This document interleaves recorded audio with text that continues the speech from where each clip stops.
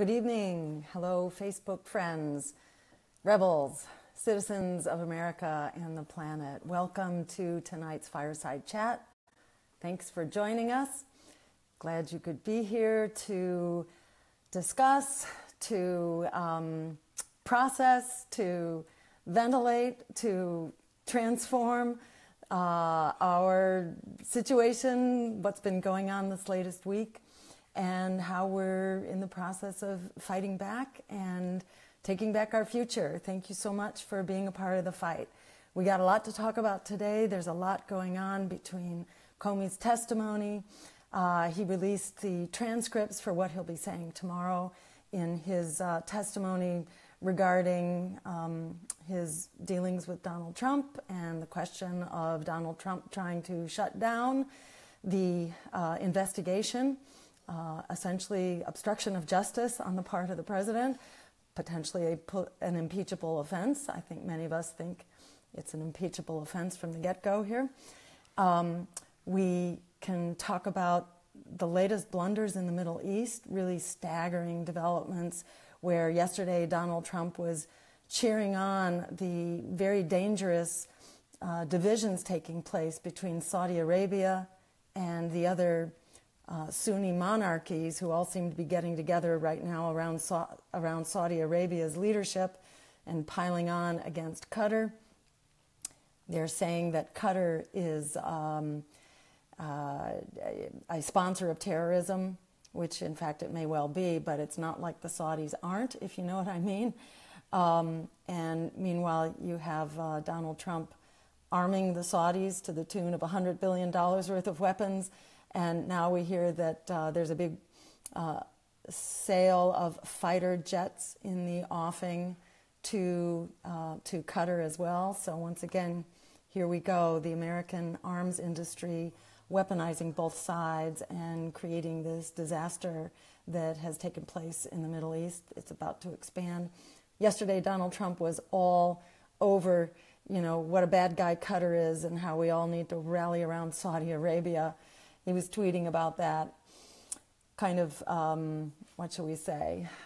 disregarding the fact that we've got the Fifth Fleet in Bahrain, which is one of Saudi Arabia's allies, but we have some 10,000 troops stationed in Qatar.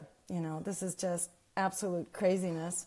So today, Donald Trump seems to be pulling back a little bit. But, this is why we need a different foreign policy based on international law, human rights, and diplomacy. And this is why Donald Trump, indeed is a grave danger to the future of humanity and the planet and the stability in the Middle East, to say the least.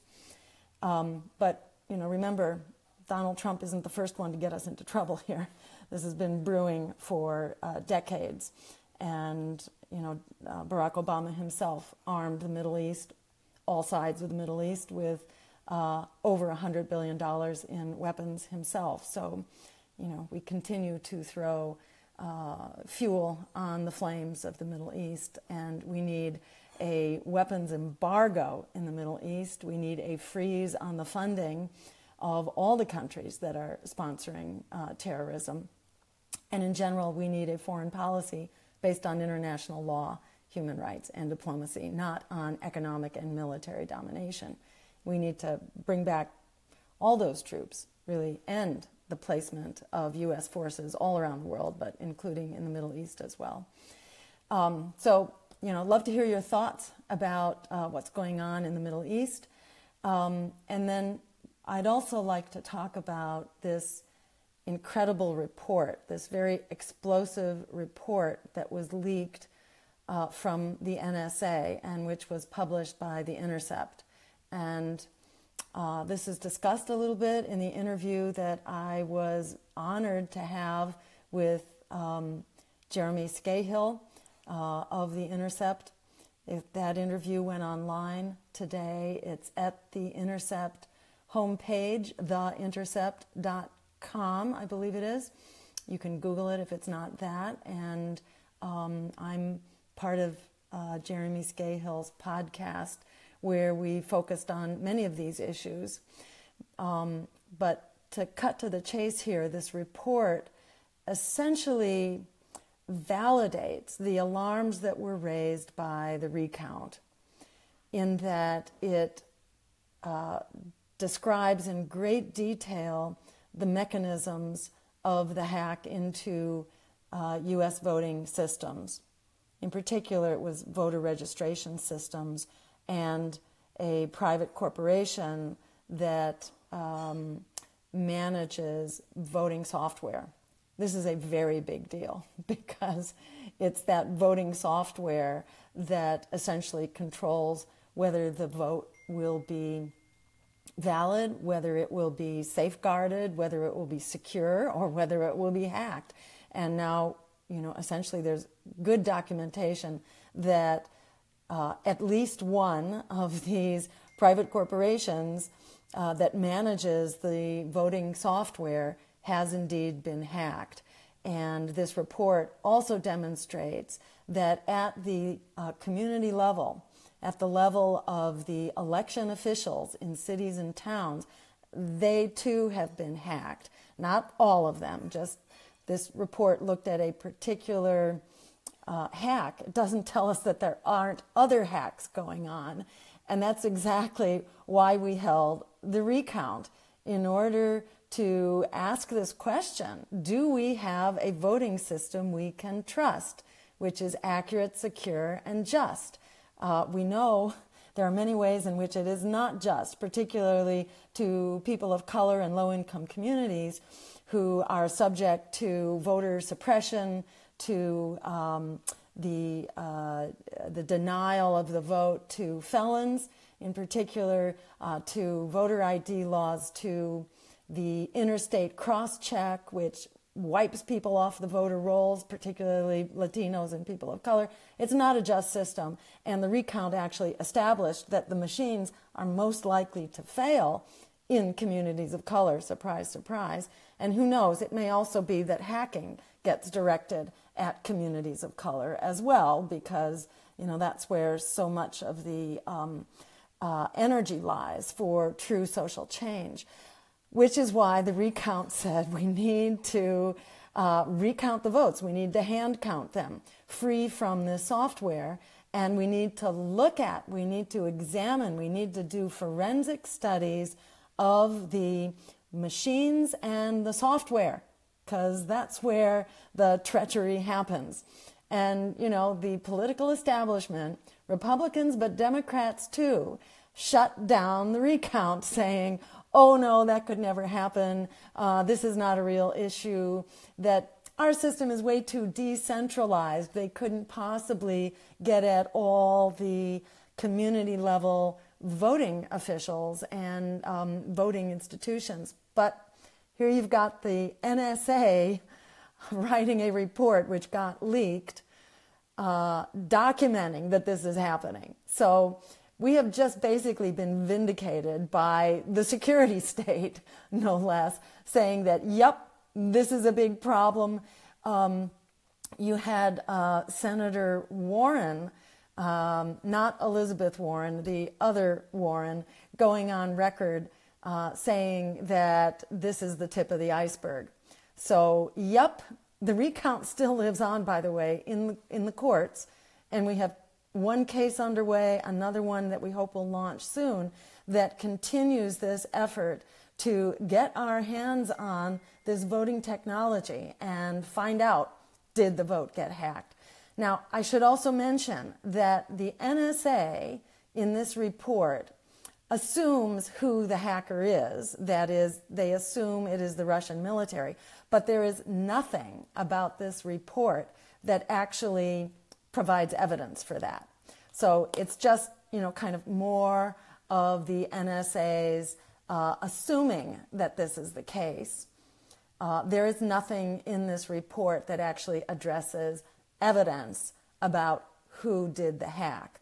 The report consists entirely of the mechanism by which at least one major league hack was done in two separate, basically phishing attacks. So it's very interesting to see this coming from the security state, and coming, It appears against its wishes. This was a leaked report. Now, maybe they were going to say something sometime, but it had been approximately a month since the report was written. So it's not all that old, but certainly there hasn't been a word breathed about this. But it vindicates, I would say, it's vindication on steroids for the recount and for sounding the alarm that we need a voting system we can trust, which is accurate, secure, and just. And guess what, folks? The NSA has now told us we don't got it. So it's really important that we stand up for the voting system we deserve. That means not only getting rid of these hackable, tamper-friendly, error-prone electronic voting machines. It also means we need hand-counted paper ballots the old-fashioned way, or paper ballots that get counted through optical scanners that are carefully monitored through audits. There are various ways we can do that. I prefer the hand count myself, old-fashioned, simple. All it takes is eyeballs, the light of day, and all parties, basically, who get to observe this. Old-fashioned, community-based sunshine as the best form of accountability and transparency. So that's what we need. But we can't stop there. We also need to end voter ID laws, to create a constitutional right to vote, to end the purging of the voter rolls through systems like interstate cross-check.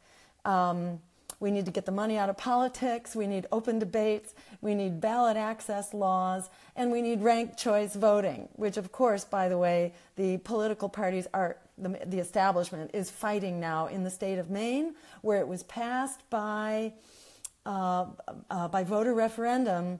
The political establishment is now trying to get rid of it because, as usual, it threatens the status quo. So we are fighting back. We're fighting strong.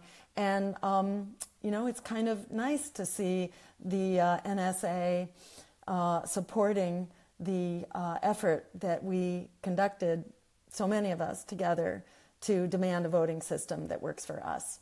So share your thoughts. Please share and like this conversation so that we can get the word out and build this movement as strong and big and unstoppable as it needs to be. That is the movement not only for voting justice, but for environmental, social, racial, gender, LGBTQ, indigenous, immigrant justice, justice across the board. United, we are unstoppable. So get that word out, and let's turn first to some shout-outs. Lisa Dooney, hello from Nehalem, Oregon.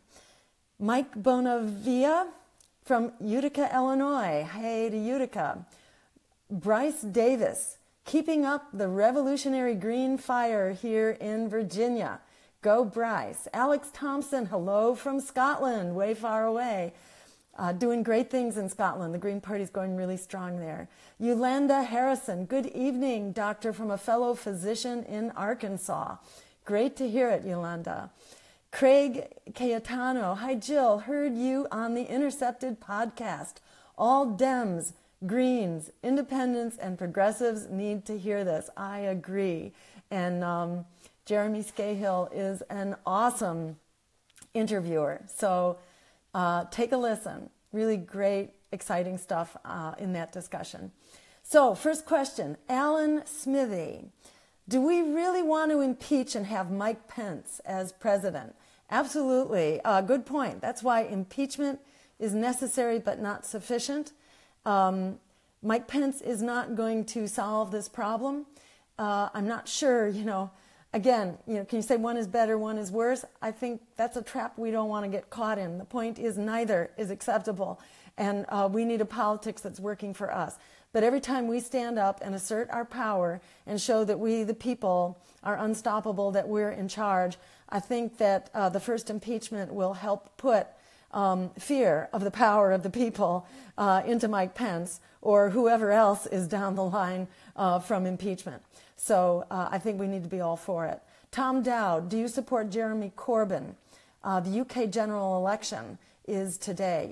I'm not sure myself when that is. You may very well be right and have been following this more closely than me. I know it is taking place imminently. If not today, then tomorrow. Jeremy Corbyn, yes, I very much appreciate Jeremy Corbyn. I know that the Greens have been very close to Jeremy Corbyn and very supportive of his agenda. Their agendas actually were quite similar, except that the Greens were maybe a little bit stronger because of resistance in the Labour Party. The Greens were even stronger opposing the Brexit.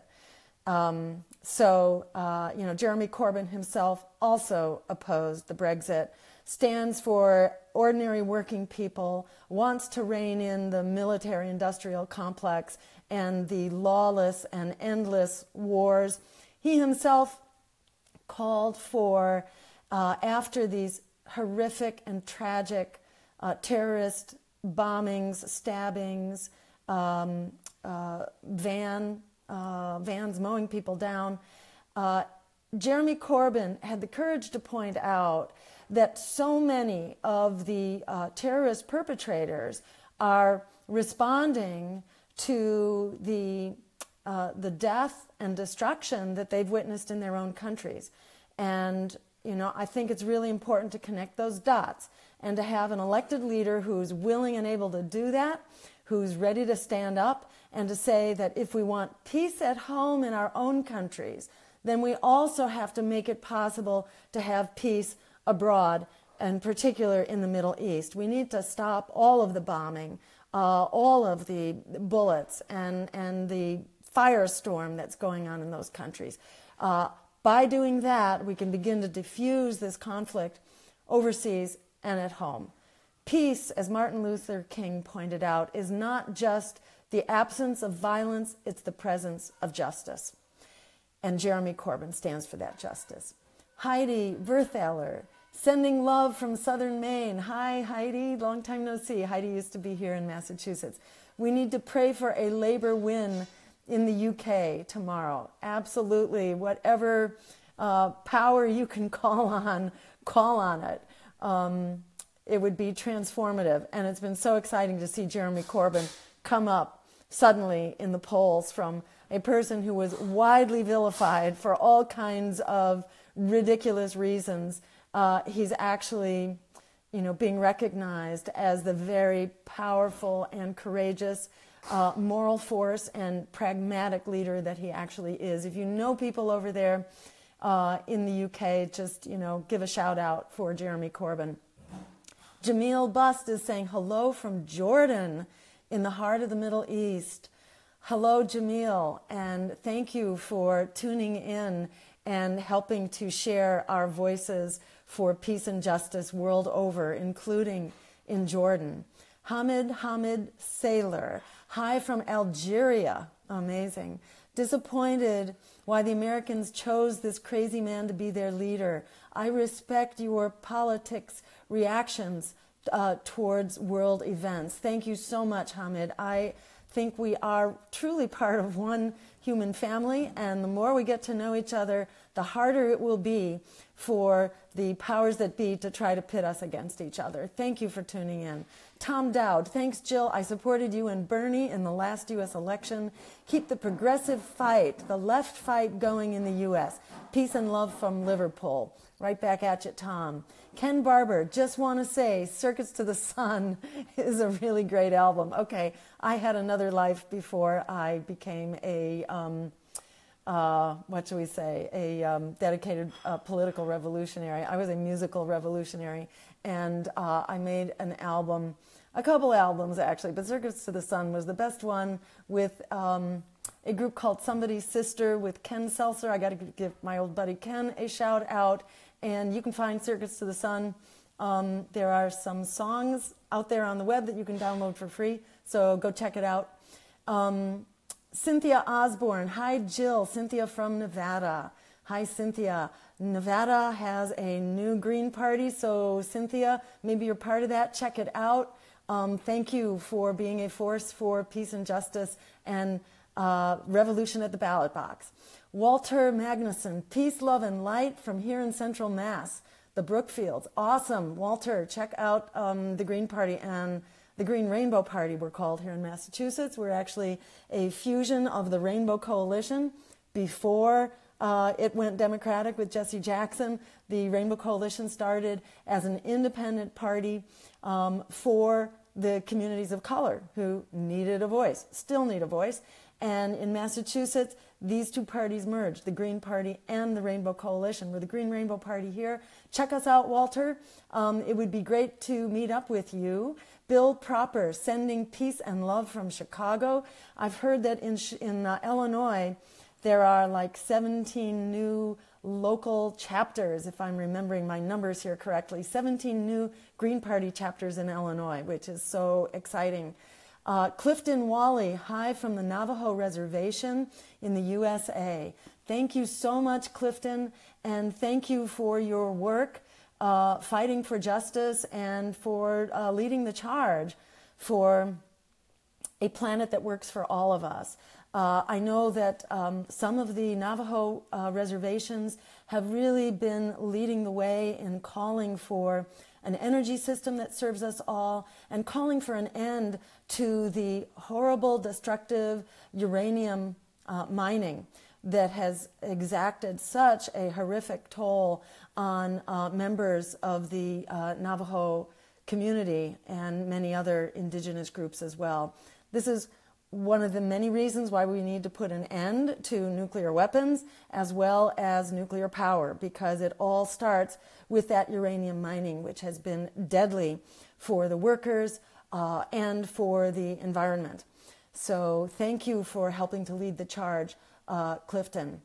Vlatko Merceski says hello from Macedonia. Awesome, thank you, Vlatko. Monica Olson from the National Organization for Women in South Willamette Valley in Oregon, a legislative task force member saying hello. Thank you so much, and thank you for standing strong for the cause of women.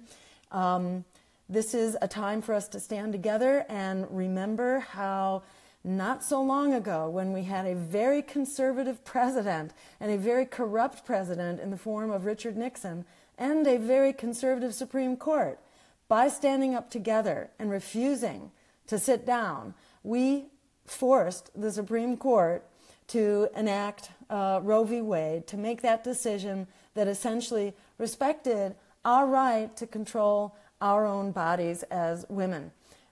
We have a right to determine our reproductive future, and that should be respected today as well. So thank you for continuing the fight with the National Organization for Women.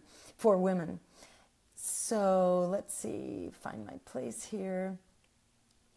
Matthew James says, how do we continue to highlight the human rights atrocities occurring in Saudi Arabia? Thank you for that. And there is, as you know, a growing movement to bring Saudi Arabia into the 21st century and out of the dark ages on women's rights, on LGBTQ rights, on human rights, on just basic democracy, because in Saudi Arabia, they don't vote. Their leader, they have a monarchy, and that monarch can basically do whatever they want. And the abuse of human rights, not only in Saudi Arabia, but also to their neighbors. They are currently in Yemen, where something like 12,000 people have been killed in the last couple of years, where there are unbelievable human rights abuses and just major assaults on civilians. So we need to stand up. Number one, we should not be selling weapons to Saudi Arabia, and in fact it even violates U.S. law that you should not. We are not allowed to sell weapons to countries that are abusing human rights. So that's one pressure point right there, but it needs to be much bigger than that. There really needs to be a whole movement pushing for human rights. What we called for in 2016, by the way, in our campaign, was to hold all countries to account to a standard of human rights, and not to sell weapons or provide other forms of support, like $12 million a day to the Israeli military, not to provide any military or economic support to countries that are abusing human rights or are committing war crimes. So we shouldn't have to single out one country or another. This should just be the basis of foreign policy. It should be consistent with international law and human rights. Try to breeze through a few more here. We're getting short on time. How do we push for a paper-valid voting system? Stay tuned. If you are not in our email list, please go there. Go to Jill2016.com and just join the email list, because we're actively working on the recount. The recount is still a living, breathing entity. We have active court cases. We are fighting this also in the court of public opinion as well. And this late-breaking development about the NSA report documenting hacking through our voting system. This is it's a golden opportunity, and this is what the election integrity community has been saying for years. So this gives us a really great moment now to really start pushing much harder, and we're only beginning to discuss what are the next actions that we're going to take. We have enormous hopes about these court cases, so we may, simply by raising the profile of these court cases now, we may help get the decisions that we need for the courts to clarify that these electronic voting systems cannot be allowed. And if that's decided in this court case, which applies specifically in Pennsylvania, it will be a very powerful precedent for all the other states. So stay tuned and hold on to your hat. Lina Ivelisse Colondres Capo. What would you do about deported spouses and the exiled American families? Yes. So in my view, Lena, these deportations are entirely illegitimate, that those who've been deported and separated from their families should be allowed back. These deportations are absolutely unjust. It's very important to remember why people migrated here in the first place, because people don't undertake the danger of crossing the border or getting into a boat unless they're already living in greater danger than the danger of their migration. So these are people who've undertaken incredible risks in order to flee what? Violence, war, and poverty. Very much related, I'm sorry to say, to U.S. policies like NAFTA, like the overthrow of democracies in Guatemala, El Salvador, Honduras, the violence of the war on drugs in Mexico and in Central America. American policies, let alone in the Middle East, the wars in the Middle East.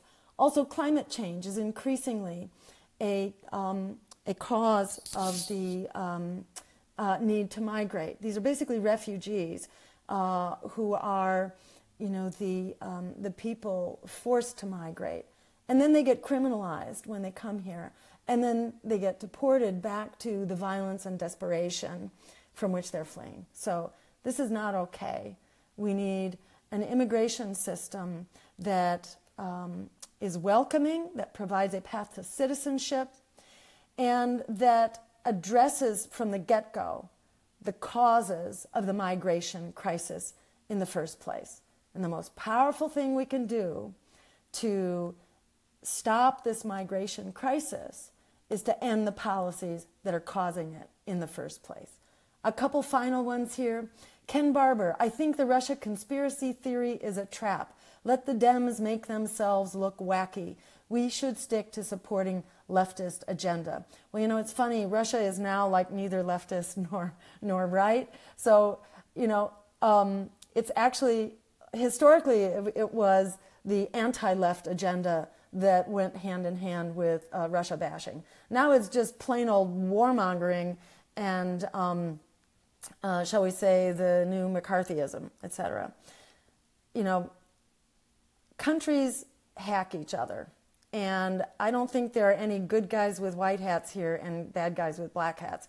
The U.S. hacks, no doubt Russia hacks. We're all hacking each other. The real solution here has two parts. One is that we need a voting system which is not so easy to hack. It should be impermeable to hacking. And that's what you get with a paper ballot system, which is hand counted. Okay? So we can stop the hacking into our voting system. But hacking is a problem. Cyber warfare is a problem. Fortunately, there's a great solution. It's not going to war with the people who hacked you, because then there'd be a lot of people going to war with us too.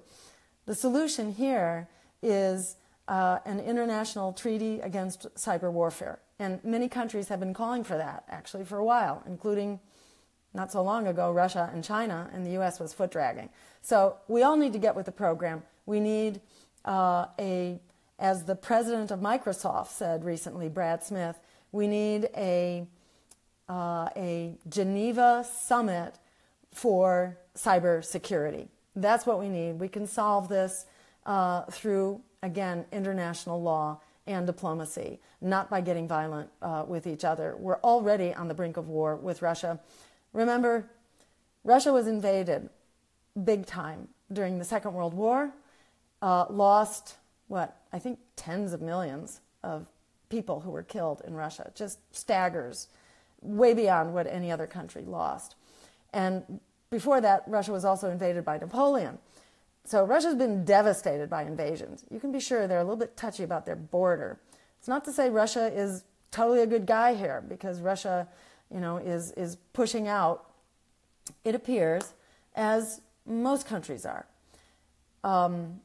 We, in particular, don't hesitate to overturn other governments, not even on our border. We're doing regime change all over the place. So it's really important that we back off here, because we've surrounded Russia with missiles and nuclear weapons. We promised at the close of the Cold War, when Germany was reunified, we promised the old Soviet Union we were not going to move one inch to the east of Germany. That was our promise. But, one step after another, we're right up against Russia's border right now and conducting military exercises and war games on Russia's border. So it's really important that we take a deep breath, we back off, and we bring diplomacy to bear here. That's the way forward, and there are infinitely many ways that we can do that. Brandishing missiles and nuclear weapons is not the way to go. There is a treaty now that is moving forward in the United Nations that will ban nuclear weapons. So far, neither Russia nor the United States have signed on to that treaty. We need all of us to get our governments to also do that, so we can get rid of those nuclear weapons to start with, so it's not going to be such a high-stakes game. So with that, I'm going to give one last shout-out here, suggested by Roz Kreiner, a shout-out for Dave Kulma, who is a music professor in South Carolina. I didn't know that. And let's see, where did his note just go? I have just lost it, but here it is. He is running for Congress in South Carolina's 5th Congressional District on June 20th. Okay, that's a special election. So please go check out Dave Kulma, and we'll see if we can't get him on the Green News Network here before that date. It would be great for people to be able to hear more about him and see him. And I urge you to go check out Dave Kulma's website. You can Google him.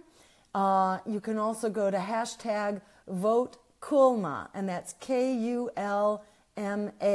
So big shout out to David Kulma and to all of you who are running for office, considering running for office, or supporting others who are. Consider dropping by David's website and giving him some support for standing up and fighting this really critical battle that we need to be fighting right now at all levels of society. So once again, thank you so very much for tuning in tonight. I'll see you next week. Let's see, here's his website. It's Vote Kulma, vote KULMA.org. So go check out David Kulma, and thank you all so much for tuning in tonight. And remember, green news is good news. See you next week. Bye-bye.